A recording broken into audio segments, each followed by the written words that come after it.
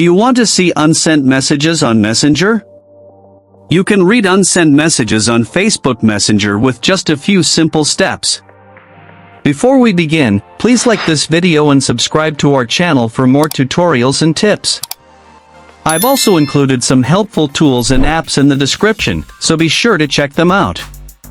To view and read unsent messages on Messenger. First, open the Settings app on your mobile device. Once you are in Settings, scroll down and tap on Notifications.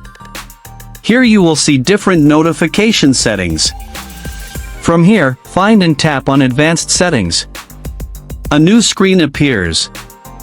Now, look for the option Notification History and tap on it. If Notification History is not enabled, toggle the switch to turn it on. Once enabled, your phone will start saving all notifications, including Messenger chat messages.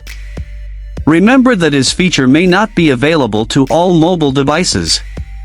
Now, whenever someone sends you a message and then unsends it, you can check the notification history to view the original message before it was deleted.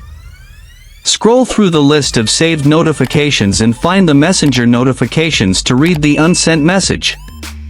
In this way, you can see the deleted message from Facebook Messenger even after it was unsent.